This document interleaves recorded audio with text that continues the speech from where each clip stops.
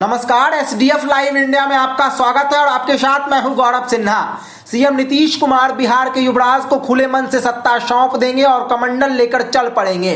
ऐसा अगर कोई सोचते हैं तो शायद मुगालते में हैं, क्योंकि जिस करीने से नीतीश कुमार ने बिहार के विकास की गाथा लिखी है वह यूं ही मिटने नहीं देंगे। हालांकि यह सवाल जरूर उठ रहा है कि जिस राज के विरोध में बीजेपी के साथ मोर्चाबंदी कर नीतीश कुमार बिहार की सत्ता में आए, फिर उसी राज के युवराज संघ सरकार क्यों बनाए, और जब सरकार बनाए तो फिर इशारों में ही सही लालू राबड़ी राज की याद दिलाकर साबित क्या करना चाहते हैं।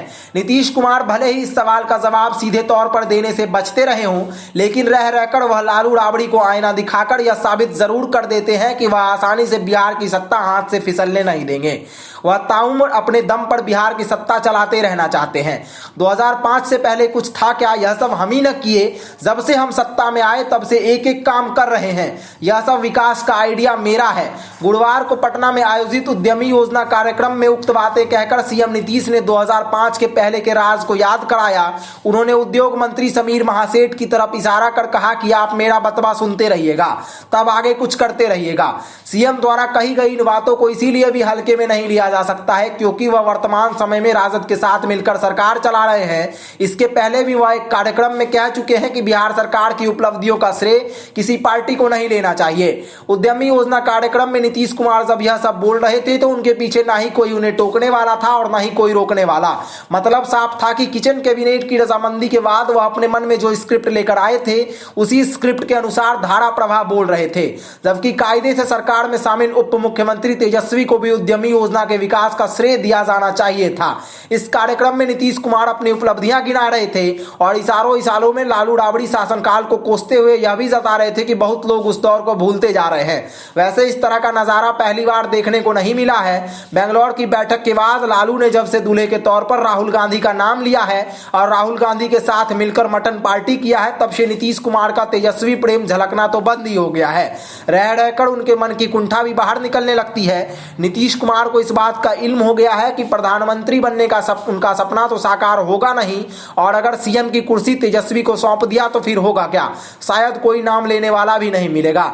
यही कारण है कि समय समय पर भरी सभा में वह राजद मंत्री और राजद विधायकों के सामने अपनी उपलब्धियों की चर्चा कर लालू राबड़ी शासनकाल की याद लोगों को दिलाते रहते हैं। इसके पहले वह जगह जगह पत्रकारों के सामने तेजस्वी को खड़ा कर उनके प्रति अपने प्रेम का इजहार किया करते थे। उद्यमी योजना कार्यक्रम में नीतीश ने किसी का नाम तो नहीं लिया, लेकिन कहा जा रहा है कि इन दिनों बिहार सरकार की उपलब्धियों का क्रेडिट तेजस्वी यादव को जिस तरह से मिल रहा है और सरकार की नाकामियों का ठीकरा नीतीश के मत्थे मढ़ा जा रहा है, उससे वह व्यथित हैं। जातीय जनगणना और बिहार में मिली सरकारी नौकरी के साथ साथ आरक्षण का दायरा बढ़ाने का श्रेय जिस तरह तेजस्वी बटोर रहे हैं वह जदयू खेमे के लिए चिंता का विषय बना हुआ है। जदयू के अन्य नेताओं की कौन कहे, मुख्यमंत्री नीतीश कुमार भी इसके लिए खुलकर तो नहीं बोल रहे हैं, लेकिन रह रहकर नीतीश के अंदर का दर्द बाहर आ जाता है। स्थिति यह है कि राजद नेता भी नीतीश कुमार पर खुले तौर पर प्रहार करने से बचते हैं, बावजूद इसके वह सब कह जाते हैं जिसे जनता समझ रही है। राजद के कदावर नेता श्याम रजक ने नीतीश के बयान पर सीधे तौर पर हमला करने से बचते हुए यह जरूर कहा कि तुलनात्मक चर्चा करनी ही है तो आजादी के समय से वर्तमान समय तक की सिलसिलेवार ढंग से करनी चाहिए। श्याम रजक ने यह कहकर राजद की मंशा भी जरूर जता दी कि वर्तमान समय में उप मुख्यमंत्री तेजस्वी यादव के नेतृत्व में बिहार का चतुर्दिक विकास हो रहा है। हालांकि नीतीश कुमार को समझना सबके लिए मुश्किल रहा है। अगर राजनीतिज्ञ उन्हें समझ जाते तो वह लगभग 18 वर्षों से बिहार की ड्राइविंग सीट पर नहीं होते।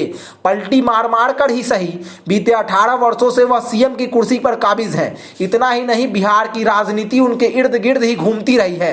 राजनीति को करीब से समझने वालों का कहना है कि वर्तमान समय में महागठबंधन की सरकार में शामिल कांग्रेस और वाम दलों को छोड़ दें तो राजद और जदयू का हाथ तो मिल रहा है, लेकिन दिल मिला ही नहीं है। नीतीश ने राजद को इसीलिए सत्ता का साझेदार बनाया कि लालू उन्हें पीएम कैंडिडेट के तौर पर आगे बढ़ाएंगे, और लालू ने नीतीश को इसीलिए गले लगाया कि नीतीश उनके बेटे तेजस्वी को बिहार की सत्ता सौंप देंगे। लेकिन यह फिलवक्त मुमकिन नहीं दिख रहा है। नरेंद्र मोदी की सरकार को सत्ता से उखाड़ फेंकने के लिए विपक्ष को मजबूत बनाते हुए गठबंधन की नींव तैयार करने वाले नीतीश कुमार को पीएम कैंडिडेट तो दूर की बात है, उनके संयोजक बनने की उम्मीद भी दम तोड़ चुकी है। ऐसी स्थिति के बीच नीतीश तेजस्वी को सत्ता सौंप देंगे, इसकी संभावना दूर दूर तक दिखाई नहीं देती है। नतीजतन लालू और नीतीश के मन में एक दूसरे के प्रति कड़वाहट है, समय समय पर दोनों के दिलों से बाहर भी आती रही है। सदाकत आश्रम में बीते दिनों कांग्रेस द्वारा आयोजित श्री कृष्ण सिंह की जयंती के मौके पर लालू ने इंडिया गठबंधन की ओर से आयोजित होने वाली बड़ी रैली का जिक्र किया, लेकिन गठबंधन के सूत्रधार नीतीश कुमार की चर्चा तक करना मुनासिब नहीं समझा। कह सकते हैं कि दोनों इस बात को समझ चुके हैं कि किसी से किसी का भला होने वाला नहीं है। यही कारण है कि राजद और जदयू के साथ साथ रहकर भी असहजता महसूस हो रही है। लेकिन लालू और नीतीश के लिए मुसीबत यह है कि करें तो करें क्या। अगर सरकार गिरी तो जनता ना ही राजद को माफ करेगी और ना ही जदयू को। बहरहाल आगे आगे होता क्या है यह तो देखने वाली बात होगी, लेकिन वर्तमान समय की ऐसी स्थिति देखकर लालू और नीतीश के लिए बस यही कहा जा सकता है कि दिल से दिल मिले या ना मिले, लेकिन एक दूसरे से हाथ मिलाते रहिए। धन्यवाद।